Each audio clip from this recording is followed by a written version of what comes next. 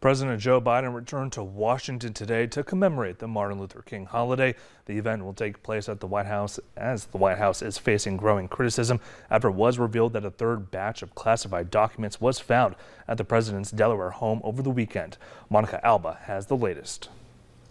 Frustration growing this morning inside the White House over the ongoing backlash to the discovery of classified documents in President Biden's private office and Delaware home, including from the president himself, according to 3 sources familiar with the matter. The battle for the soul of this nation is perennial. It's a constant struggle.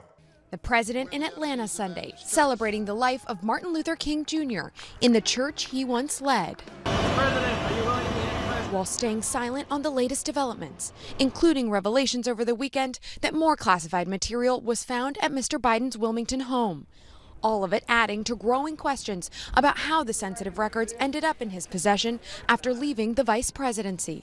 Mr. Biden's personal attorney arguing they can't release certain details, quote, relevant to the investigation while it is ongoing.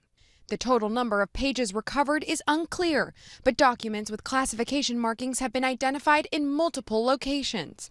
Less than a dozen at the Penn Biden Center in Washington, D.C. back in November, while the rest were unearthed in the president's Wilmington residence in the last month, found in a locked garage and an adjacent room. The White House admitting Saturday that more classified material than previously known had been examined and handed over to the Department of Justice, as some Democrats concede the communication misstep, especially given the president's past criticism of Donald Trump's handling of classified information. It's certainly embarrassing. While defending key differences in the cases. More than 300 classified records were seized by the FBI at Mar-a-Lago after the former president refused to hand them over to the National Archives. That's apples and oranges, so we should keep a sense of proportion and measure. But that hasn't stopped House Republicans from already launching several investigations. What's real concerning to me is how justice is applied, and is it applied equally? Monica, thank you for that update. And police in Goshen, California are investigating the shooting deaths of 6 people that include a mother and her 6-month-old baby. Now, upon arrival, deputies found 2 victims in the street and another in the doorway of the home. And then inside the home, that's where they found the mother and her 6-month-old. Police believe that this was not a random act and that the family was apparently targeted.